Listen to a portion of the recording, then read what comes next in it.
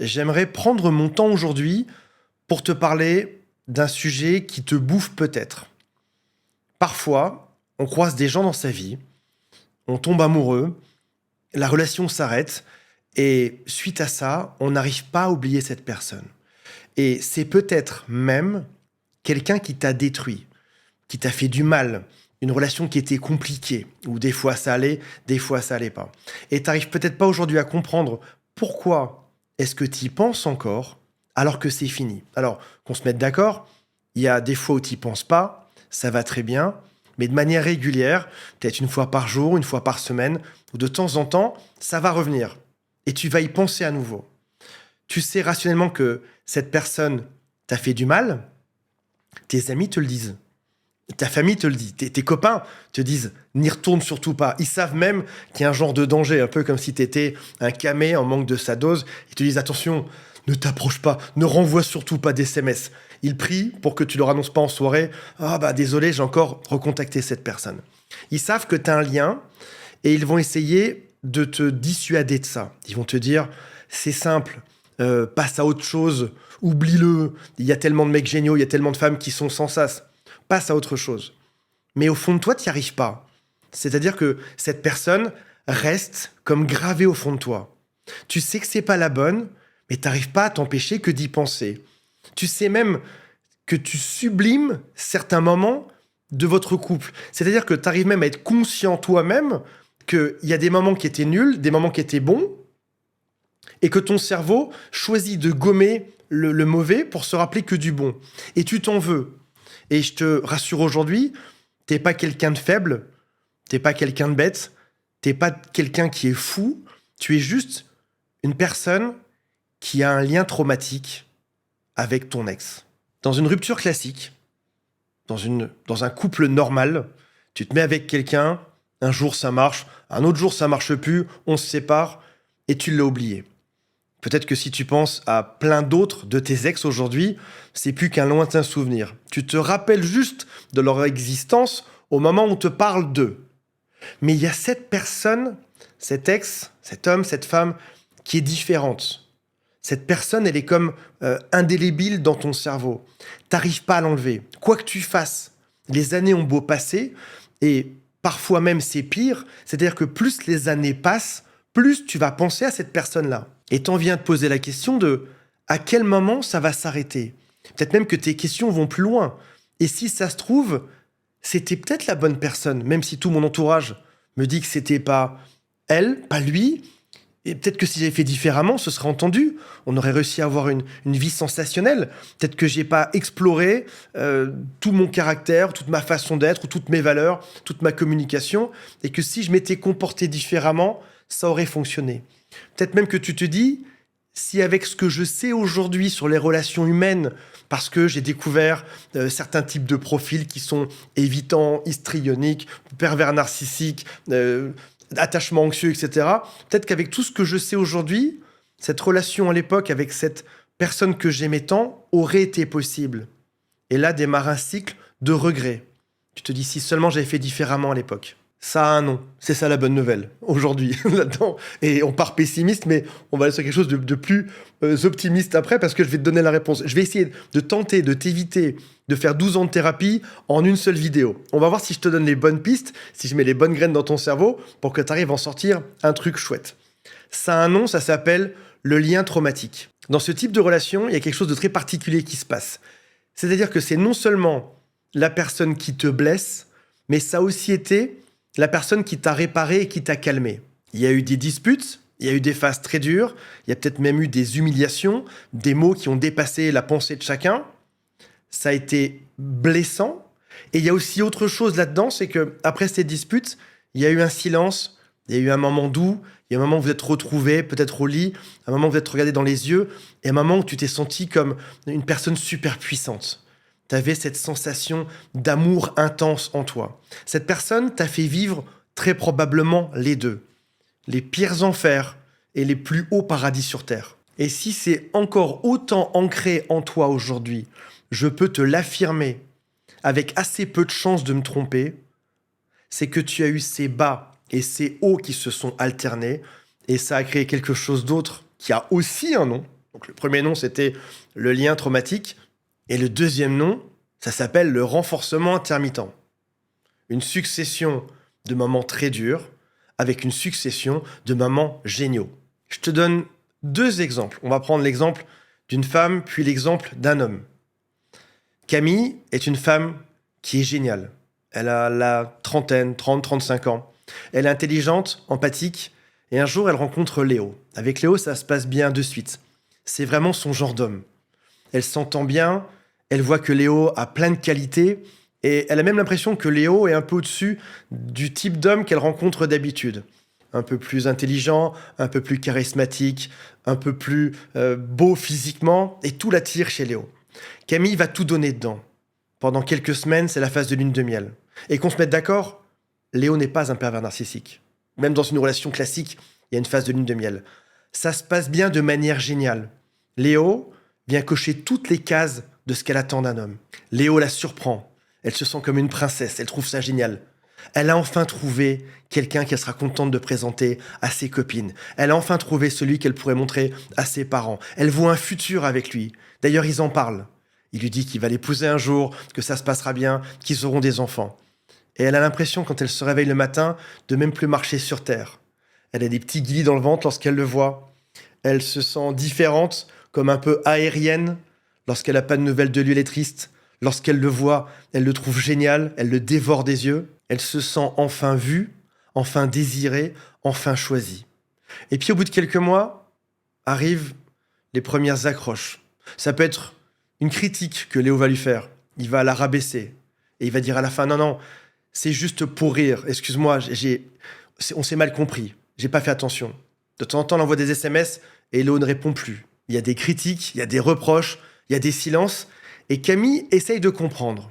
Elle se dit, cette relation était tellement géniale, mais même encore aujourd'hui, elle le voit. Elle se dit, c'est sûr, je ne trouverai jamais mieux, c'est l'homme de ma vie. Tout mon corps me dit qu'il faut que j'aille vers lui. Elle n'a même pas le choix. Elle est obligée d'aller vers lui. Et elle se dit, c'est simple, je vais tout bêtement modifier mon caractère. Si Léo n'aime pas que j'envoie trop d'SMS le matin, je vais plutôt les envoyer l'après-midi. Si Léo a besoin d'aller voir ses copains 1 ou 2 fois par semaine, dans des beuveries, c'est pas grave. Si Léo me fait des mauvaises remarques, je vais faire différemment. Peut-être qu'au final, mon chéri Léo me préfère quand je suis plus blonde, plus brune, plus rigolote, moins rigolote. Elle commence un cycle d'ajustement. Pourtant, il y a des disputes de manière régulière. Et ces disputes deviennent de plus en plus fréquentes. À chaque fois qu'elle modifie quelque chose, c'est un peu comme un puzzle où il faut trouver d'autres pièces. À chaque fois qu'elle ouvre une porte, il y a 2 autres portes à ouvrir derrière. Elle ne sait plus exactement comment faire. Il y a du froid, il y a du chaud. Quand ils se retrouvent, quand ça se passe bien, c'est génial. Elle ne voudrait être avec personne d'autre sur Terre. Par contre, quand ça se passe mal, c'est terrible. Elle perd l'amour de sa vie, c'est ça la peur qu'elle a. Il est méchant, il est rabaissant, elle le reconnaît quasiment même pas. Et dans sa tête, il y a toujours cet ancrage du début de la relation, qui était tellement parfait. Elle se dit, il suffit juste que je change 2-3 choses en moi pour que ça redevienne parfait exactement comme au début. Sauf qu'en réalité, il se passe déjà 2 choses. Tout d'abord, il y a l'idéalisation du début. C'est son modèle de référence. Elle se dit, c'est ça que j'ai déjà atteint avec lui, c'est ça que je veux réatteindre à nouveau. Et surtout, il y a ces chauds-froids, ces hauts et ces bas, ces moments où il se dénigre et ces moments où il se retrouve, où ça se passe de manière géniale. On est dans du renforcement intermittent. Le renforcement intermittent, c'est ce qui fait que tu deviens comme englué dans la relation amoureuse. Les bas sont si bas que lorsqu'il y a un haut, le haut est génial. Comme une espèce de montagne russe. Quand tu vas dans un grand 8 et que tu as tellement peur, tu te sens extrêmement bien après, au moment où c'est fini. Tu as l'impression d'avoir vécu un truc énorme. Toutes tes hormones sont en feu. L'adrénaline, du stress. Un peu comme un junkie qui vivrait tellement de soirées géniales quand il est sous substance. Lorsqu'il fait après ça une soirée normale, sans rien, ça lui paraît morne. C'est le fait d'avoir ces redescentes aussi basses et d'en reprendre et de remonter autant qui donne l'amplitude. C'est ça qui fait qu'on est vivant. C'est des battements. Et là, des battements, il y en a plein. Un battement vers le bas, ça se passe mal. Un battement vers le haut, ça se passe de manière géniale. Et plus ça va bas, plus on se sent mal, plus ensuite ça ira haut. Et les hauts deviennent très hauts et les bas deviennent extrêmement bas. Parfois, la relation s'arrête.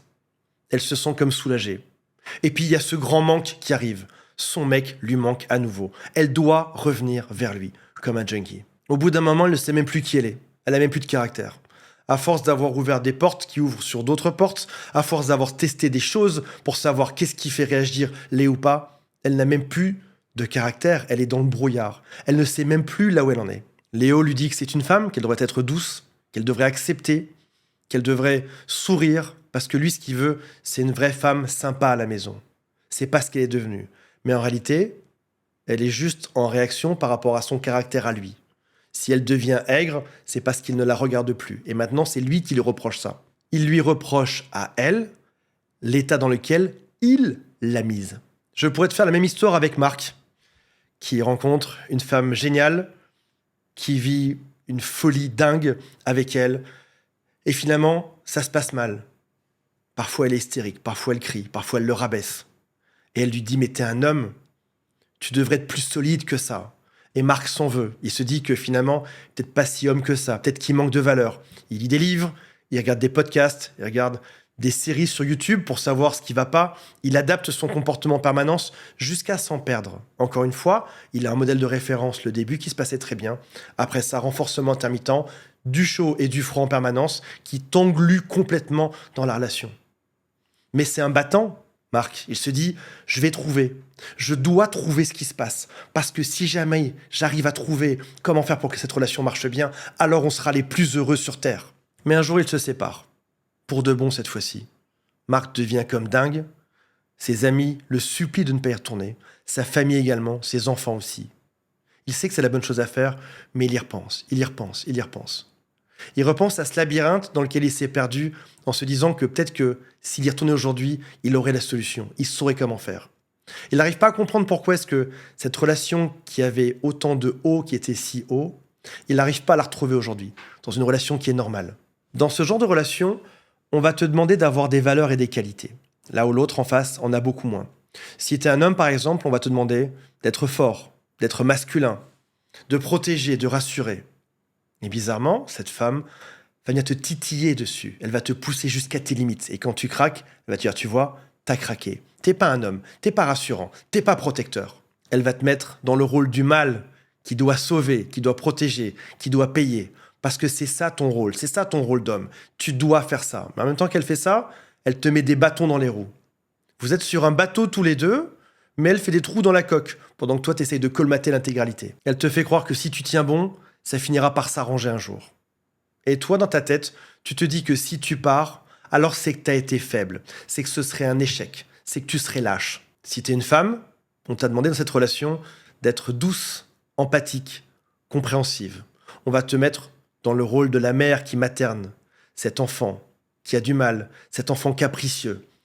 On va te mettre dans le rôle de la sauveuse, de l'infirmière. On va te demander de calmer, de rassurer l'ego, d'être aussi protectrice, d'être gentille, de prendre ton rôle de femme. Mais l'homme en face fera tout pour que tu n'arrives pas à prendre ce rôle. Il va te demander de l'avoir, ce rôle, mais il fera tout pour détruire ton rôle. Au final, tu sais même plus comment être. Tu finis par t'effacer. Tu perds ton intuition et tu penses que le problème vient de toi. Le point commun, que tu sois un homme ou une femme aujourd'hui, c'est qu'on t'a demandé de jouer un rôle, de devenir plus tolérant, plus solide, plus patient que ce que tu aurais dû l'être. On t'a demandé d'avoir des valeurs alors que l'autre en face n'en avait pas. Ce que tu regrettes aujourd'hui, cette relation amoureuse, n'a peut-être jamais existé. C'est peut-être la chose la plus dure à entendre aujourd'hui. Quand on tyrannise quelqu'un, quand on vient le titiller sur son rôle, quand on vient le détruire, quand on le rabaisse, c'est qu'il n'y a pas d'amour. Et c'est ça qui est difficile à passer. C'est ça qui est difficile à réparer. C'est ça qui est dur à accepter. Parce que dans une relation normale, tu dois juste faire le deuil du fait que ça s'est mal passé et c'est tout. Là, tu dois faire le deuil du fait qu'il n'y a plus de relation, qu'il n'y a peut-être jamais eu d'amour, qu'il y a peut-être eu un futur imaginé, et que tout ceci n'était peut-être qu'une illusion. Et ça, c'est gigantesque comme deuil. Tes amis te disent « passe à autre chose ». Rencontre d'autres gens, ça se passera bien. Il y en a plein d'autres, des mecs sur Terre, des femmes géniales, je t'en présente quand tu veux. Ils croient que comprendre ce qui s'est passé devrait suffire à passer au-dessus de ça. Mais en réalité, le lien traumatique, il est neurologique. Ton cerveau fonctionne comme s'il était en manque. Et c'est pour ça que tu savais que c'était mauvais. Et c'est pour ça aussi que, même si c'est mauvais, tu veux y retourner. C'est parce qu'on t'a conditionné à rester là-dedans. Si tu veux t'en sortir aujourd'hui, il y a plusieurs choses à faire. Je te propose qu'on les voit ensemble. La toute première, c'est de changer le mot. On ne parlera plus d'amour qui ne passe pas. On ne parlera plus d'un ex qu'on n'arrive pas à oublier. On va parler d'une dépendance construite, d'un conditionnement. On va parler d'un lien traumatique. C'est ça le vrai mot. Ce n'est pas une relation amoureuse compliquée, c'est un lien traumatique. Ensuite, plutôt que de rejouer la situation, de se dire qu'est-ce que j'aurais pu changer à l'époque, comment est-ce que j'aurais pu être, qu'est-ce que j'aurais mieux compris si je retournais dedans aujourd'hui, dis-toi la chose suivante. Au-delà des paroles, quels ont été les actes? Quels ont été les actes de bienveillance? Quels ont été les actes qui ont suivi des promesses? Qu'est-ce qui a été fait concrètement dans cette relation? Efface toutes les paroles, efface tous les regards. Regarde juste les actes. Et dis-moi aujourd'hui que ces actes étaient des actes de l'amour, ce serait faux. Je suis super chaud aujourd'hui. Troisième point. Donc on a dit, c'est pas de l'amour, c'est un traumatique. Le deuxième, on regarde que les actes. Troisième point, coupe le contact. Comment est-ce qu'on fait lorsqu'on a une dépendance à quelque chose? On se met le plus loin possible, ça finit par passer. C'est le concept de sevrage. Plus je suis loin, plus il y a de chances que ça passe. On n'envoie pas des SMS pour prendre des nouvelles, on n'envoie pas un petit ping en faisant un petit like sur une story, etc. On reste le plus loin possible. Si des copains t'en parlent, change de copain ou dis-leur que tu ne veux pas entendre parler de ça aujourd'hui. Et le dernier point, c'est de te demander ce que c'est qu'une vraie relation amoureuse. C'est censé être bienveillant, c'est censé faire du bien. Oui, parfois il y a quelques disputes et c'est normal, mais globalement, t'es censé être bien avec une personne qui te donne du plus. C'est deux personnes heureuses qui se mettent ensemble pour être encore un petit peu plus heureux. Et peut-être que t'as jamais connu ça dans ta vie. Peut-être que dans ta tête, dans ton ancrage, dans ton éducation, t'as toujours connu des relations qui étaient compliquées. Peut-être même que ça a commencé par tes parents. T'as peut-être un modèle de parents qui n'étaient pas très amoureux ou ça se passait mal. Et quand je dis que ça se passe mal, c'est pas forcément qu'ils s'engueulaient ou qu'ils se tapaient dessus, ça peut être simplement qu'ils s'ignoraient, qu'ils n'étaient pas souvent là, qu'il n'y avait pas beaucoup de marques d'affection. Tu n'as peut-être même pas en toi ce modèle. Un couple sain, c'est un couple qui est calme, c'est un couple qui est bienveillant. C'est peut-être même parfois ennuyeux. Beaucoup de gens, depuis les derniers mois, prônent l'ennui. Dans un monde où on est toujours face à un réseau social, face à un téléphone, face à un TikTok, ou même les enfants, qui sont souvent devant leur tablette de jeu, c'est réapprendre à s'ennuyer pour s'approprier son corps, l'environnement. Un couple sain possède de l'ennui. Comme une personne qui serait droguée, qui tout d'un coup doit refaire une soirée sans ça. Comme une personne qui arrêterait l'alcool et qui devrait réapprendre à s'amuser même sans l'ivresse. Je te le dis, au début, il y a de fortes chances que ce soit ennuyeux. Mais ce que tu mets aujourd'hui comme étiquette sur l'ennui, c'est juste que ton corps se réapproprie son environnement. Parce qu'à ce moment-là, tu vas découvrir un autre monde qui succède à l'ennui. Un monde où tu vas découvrir réellement l'autre. Une relation toxique a quelque chose de superficiel, malgré ce que tu penses. Quand on est toujours en guerre ou toujours dans des retrouvailles sur l'oreiller, on est dans du superficiel. On ne se connaît pas réellement. Réfléchis à ça un instant. Tu te dis peut-être, mon ex, je connais cette personne par cœur. On a eu des discussions super puissantes, etc. Mais si tu connaissais vraiment ton ex, à ce point-là, est-ce qu'il y aurait eu autant de disputes? Est-ce qu'il y aurait eu tant de destruction, d'insultes, de critiques, si tu connaissais réellement cette personne? En principe, si on se connaît et qu'on se ressemble, je dis pas qu'il y aurait jamais de disputes, il y en aurait quelques-unes de temps en temps. Mais quand on connaît bien quelqu'un, pense à tes meilleurs amis, c'est des gens avec qui tu disputes assez peu. Tu les connais de manière profonde et non pas superficielle. Et il y a une chance que la personne à laquelle tu penses souvent aujourd'hui, tu la connaisses en réalité à peine. Tu crois la connaître intensément. La seule chose que tu en connais, c'est sa carapace, c'est sa défense, sa protection ou son attaque. Alors offre aujourd'hui à ton cerveau d'autres sources de stabilité, du sport, des balades, des relations saines, des relations calmes. Ennuie-toi. C'est ça mon conseil d'aujourd'hui. Je ne sais pas si je ferai beaucoup de vues sur une vidéo, donc je conseille globalement de s'emmerder, mais c'est la sagesse même. C'est réellement le chemin de la sagesse. Apprends à t'ennuyer. Si tu as des enfants aujourd'hui, fais ce test. Tu leur coupes tout écran pendant un jour. Regardez s'ennuyer. Regardez comme au début, ils vont devenir fous. Et comme à la fin de la journée, ils auront passé probablement la meilleure journée de leur vie à réinventer le truc, à faire des jeux ensemble, à recommuniquer ensemble.